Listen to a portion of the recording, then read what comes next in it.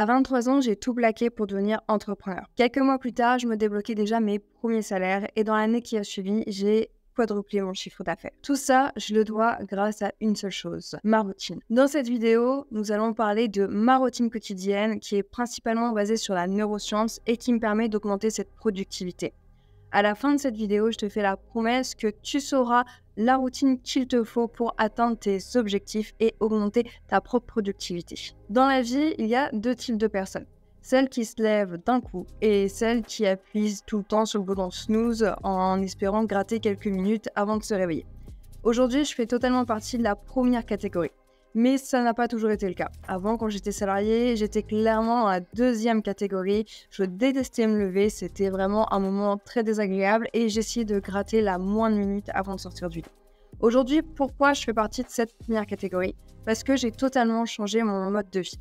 J'ai changé mon mode de vie, mais aussi ma mentalité. Aujourd'hui, quand je me réveille, déjà, je suis contente parce que je vais faire des projets qui me tiennent à cœur. Je vais faire des projets qui me donnent envie de me lever et aussi, je choisis quand est-ce que je me réveille. Alors, je suis devenue de plus en plus matinale parce que petit à petit, tout mon mindset a évolué, a changé. J'ai pris les rênes de ma vie en main. Et en fait, ça m'a permis d'apprécier à fond mes journées et de les rendre beaucoup plus productives. Ça s'est fait évidemment petit à petit. Des fois, j'ai des journées où je galère un peu plus à me lever, évidemment comme tout le monde.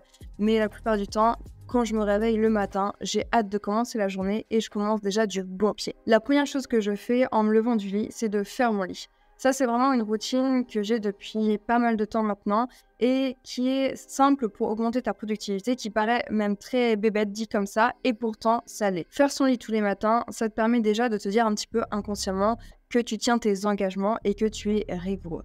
En fait, c'est une habitude que tu vas apprendre qui va te permettre déjà de te mettre dans le bon mindset. Voilà, tu vas avoir envie de faire des choses, tu vas te dire, je fais mon lit, ok, c'est parti, la journée commence. Et en fait, cette toute petite habitude, elle est super simple à prendre et ça commence tout simplement par là. Ensuite, la deuxième chose que je fais le matin, c'est d'aller directement dans la salle de bain. Alors, la salle de bain, pour moi, c'est super important le matin et je vais vraiment prendre mon temps. Alors, je prends mon temps pour deux raisons principalement. La première, c'est que lorsque j'étais salariée, je détestais ma vie, je détestais mon travail, je détestais me lever le matin.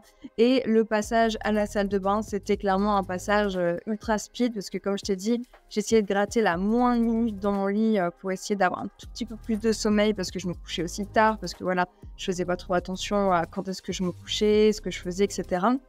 Et donc, c'était un moment super désagréable et en plus, ça me saoulait parce que j'avais pas le temps de me faire un gommage, de bien me faire mes cheveux par exemple.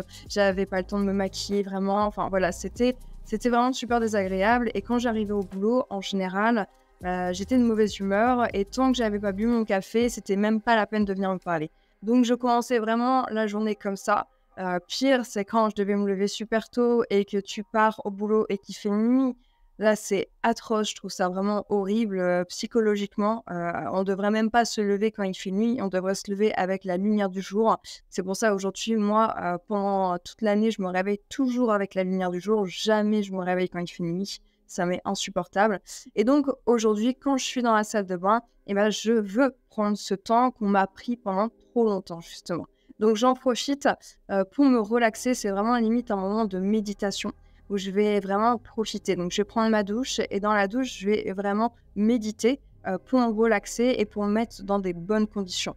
Ensuite, quand je sors de la douche, je vais faire vraiment gommage, soin des cheveux, soin de la peau, un massage du visage. Vraiment, je vais prendre soin de moi et je vais kiffer ce moment.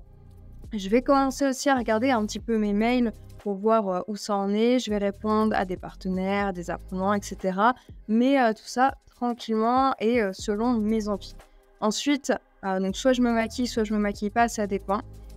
L'autre chose que je fais après avoir été prête à être sortie de la salle de bain, c'est je vais aller à la boulangerie ou en tout cas je vais marcher un peu. Alors aller à la boulangerie, c'est un peu une excuse justement pour marcher et cette marche matinale en réalité est super importante si tu veux augmenter ta productivité. Je vais t'expliquer, c'est très simple. Tu as en fait beaucoup d'études qui ont démontré que cette marche était essentielle, beaucoup d'études sur la neuroscience qui l'ont démontré. En fait, ce qui se passe scientifiquement sur ton corps, c'est que lorsque tu t'exposes au soleil dès le matin, en fait, ton corps va pouvoir réguler son rythme circadien. Ce rythme circadien est super important pour te mettre dans les bonnes conditions et une fois que tu auras ton pic de cortisone grâce à ce rythme circadien, tu auras ton pic de mélatonine le soir pour aller te coucher. Donc en fait, tu vas tout simplement réguler naturellement ton corps et donc tu vas te mettre dans les bonnes conditions physiques pour commencer la journée. Tu ne vas pas commencer comme quand j'étais salariée où je partais de nuit justement. C'est pour ça que je dis que se réveiller la nuit, c'est une grosse connerie parce que tu ne peux pas te réveiller correctement. En fait, ton cerveau ne comprend pas ce qui se passe et donc tu n'es pas dans de bonnes conditions pour commencer le travail. Et donc, tu n'auras pas ton pic de cortisone qui sera correctement mis sur tes récepteurs. Donc, tu vas en fait très mal commencer la journée et certainement être beaucoup moins productif que si tu t'es réveillé avec le soleil, si tu avais fait ta petite marche. Et là, tu aurais été beaucoup plus productif. Et clairement, j'ai lu énormément d'études sur le sujet qui parlent de tout ça, justement. Et moi, j'ai vu une énorme différence de productivité entre avant, quand j'étais salariée, ou quand j'ai commencé à débuter à être entrepreneur sans vraiment avoir de routine spécifique, et aujourd'hui, où je fais ça. Je suis beaucoup moins fatiguée de manière générale et en plus de ça, j'ai une productivité qui est à toute épreuve. En plus de ça, la marche va faire augmenter la température de ton corps, ce qui va participer à l'éveil. Donc c'est vraiment un plus et c'est super important pour toi pour te réveiller correctement. Ensuite, je profitais de mon bon petit déjeuner, toujours en gardant un petit peu mes mails, tout ça. Alors soit je vais prendre un thé, soit je vais prendre un café. Ça dépend de mon énergie du moment. À savoir que le café, en fait, en général, on a tendance à croire que ça va te servir à t'exciter. Sauf que c'est faux. En fait, le café, son réel impact, c'est tout simplement de bloquer l'adrénaline dans ton cerveau. Et l'adrénaline, qu'est-ce que c'est? C'est une substance, en fait, qui va au fur et à mesure de la journée s'accumuler et c'est cette substance, en fait, qui va te donner envie de dormir le soir. Donc, cette substance va s'accumuler comme ça, petit à petit, petit à petit, petit à petit.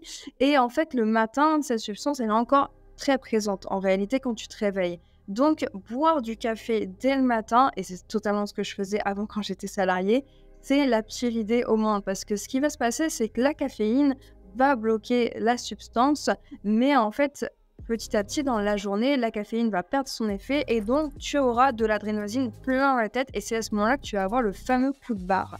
C'est tout simplement parce que tu n'as pas laissé partir, parce que cette substance part le matin et réapparaît petit à petit dans la journée. Donc c'est pour ça que c'est super important, si tu veux boire du café le matin, de ne pas en boire directement en te levant, parce qu'en fait, tu vas juste te foutre un coup de barre dans la journée et tu vas bousiller une partie de ta journée de travail. Donc c'est pour ça, moi je mange quand même pas mal le matin. Souvent je me fais des œufs avec un pain au chocolat avec des tartines. Alors c'est pas le meilleur petit déjeuner au monde, mais je me fais plaisir. Et le matin c'est le seul moment de la journée où on peut manger du sucre un peu comme on a envie. Donc j'en profite. Et puis les œufs pour les protéines parce que je suis végétarienne. Ensuite je passe au moment du travail. Donc pour mon travail, en général, je bosse quelques heures par jour. Donc, je fais une partie le matin et une partie l'après-midi. Ces deux parties, je les sépare vraiment. Le matin, je suis beaucoup plus dans la phase création et l'après-midi, je vais être beaucoup plus dans la phase gestion.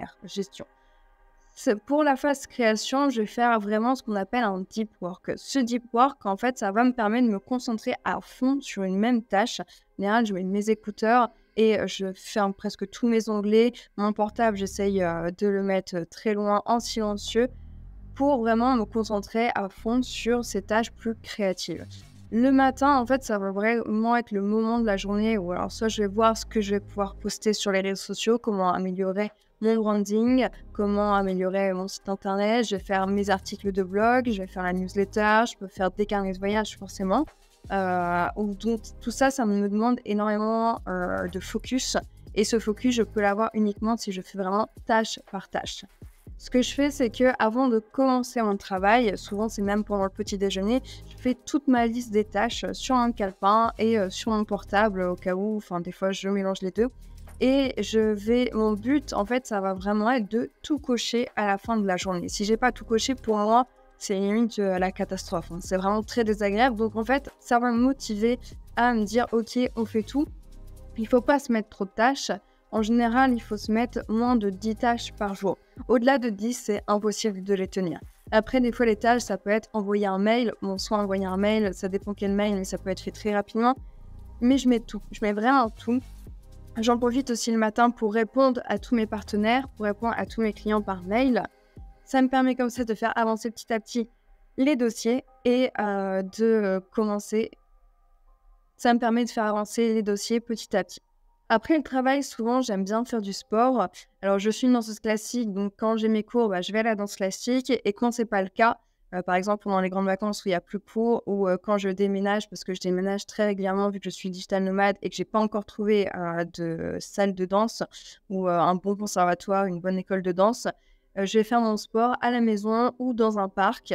Souvent, je fais la même routine. Alors, j'ai des petites variances, mais ça fait plus de 5 ans que je fais à peu près la même musculation. Cette muscu me permet d'avoir le corps que j'ai envie d'avoir. C'est aussi le moment où je vais un peu me vider la tête. C'est ultra important d'avoir une routine sportive quand on est entrepreneur pour ton cerveau parce que tu es tout le temps en train de réfléchir, tu es tout le temps en train de le faire travailler en réalité quand tu es dans ton business. Et donc, avoir cette routine sportive à côté, c'est ultra important pour ton cerveau.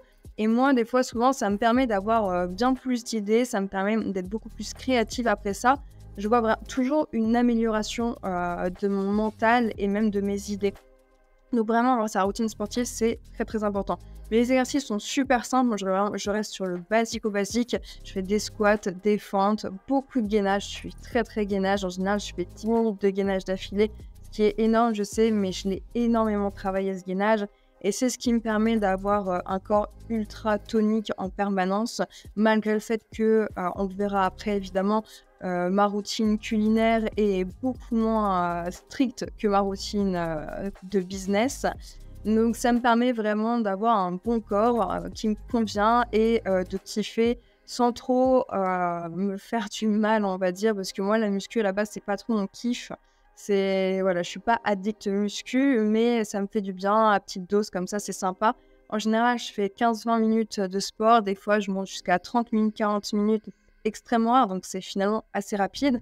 Pour ce qui est de la danse classique, par contre, là, on va taper plutôt les 2 heures de danse classique, parce que c'est vraiment ma grosse passion, donc ça, j'adore le faire. Et quand je ne peux pas, je suis vraiment deg. Et souvent, je fais beaucoup de souplesse à côté également. J'ai mon élastique de souplesse et ça me permet de rester en forme. Donc, pour ce qui est de la nourriture, pour la nourriture, c'est très simple. Je vais très régulièrement au restaurant parce que souvent, j'ai pas le temps ou pas l'envie de faire à manger parce que je suis pas ultra experte de ça. Mais par contre, quand je me dis, ok, je me fais à manger, là, j'y vais pendant 1 heure avec mon compagnon, on fait à manger tous les deux, on s'éclate, on met nos portables en mode off et on se fait des bons petits plats. Et souvent, on essaye de faire des plats pour plusieurs jours pour avoir plusieurs repas directement prêts dans le frigo. Mais sinon, je suis très restaurant. En général, je suis une grosse gourmande. J'aime bien me faire plaisir, mais jamais dans l'excès. Ou alors, si c'est l'excès, c'est vraiment un excès une fois par mois et c'est tout. Où je vais me faire un buffet à volonté et je vais éclater mon ventre, comme je l'ai fait il n'y a pas très longtemps dans un Kaiten Sushi. Mais sinon, voilà, je me fais plaisir, mais sur de la bonne nourriture. Surtout que je suis végétarienne, donc je fais attention quand même à ce que je mange. Et j'essaie toujours de manger sainement. Une chose le plus important pour moi dans ma routine culinaire, c'est surtout de ne pas grignoter entre les repas. Ça, c'est quelque chose que je me l'interdis parce que grignoter, d'une, ça fait prendre des kilos très très facilement. Et de deux, en fait, ça va te bousiller ta glycémie et donc bousiller ta productivité. Créer des pics de sucre comme ça dans la journée, ça va faire que tu vas très vite être fatigué et ça va prendre l'air toute ta journée. Donc vraiment, je m'interdis ces petits grignotages. Si je prends du sucre, c'est vraiment dans un restaurant pour un dessert et c'est tout. Dans tous les cas, j'aime ce que je mange et tout ce que je mange, je l'apprécie énormément. Ce que je dis à la plupart des gens qui me demandent comment je fais pour ma routine culinaire, c'est que je préfère manger quelque chose que j'aime à 80% et qui me permet de me booster plutôt que de manger quelque chose que j'aime à 100% et qui va au contraire me ralentir. Le petit bonus qui va te permettre de booster ta productivité et ton mental, c'est quelque chose qu'on peut tous mettre en place. En fait, dans la vie, on est tous dans cette situation présente et on a toute cette situation désirée qu'on veut atteindre. Et pour y arriver, il y a 2 facteurs. Il y a le temps et les actions qu'on va faire. Et il y a totalement une proportion entre les deux. Plus les actions seront bonnes et moins ça va te prendre de temps et plus tu arriveras à ton état désiré. Le problème de la plupart des entrepreneurs aujourd'hui, c'est qu'ils vont avoir une super idée, ils vont être super contents de leur business, ils vont vouloir s'y mettre à fond et ils vont partir dans tous les sens. En partant dans tous les sens, ils vont bousiller toute leur productivité et ils vont se rendre compte que ça ne fonctionne pas et donc ils vont passer à un autre business en se disant peut-être que celui-ci ça va marcher et ils vont refaire ça en boucle, en permanence. Voilà, ils vont passer de business en business sans jamais vraiment s'attarder sur leur business. Le problème, c'est qu'ils ne font pas les bonnes actions parce qu'ils vont se disperser. En réalité, on se dit tout le temps que quand on est entrepreneur, il faut faire énormément de choses. Ça, c'est totalement faux.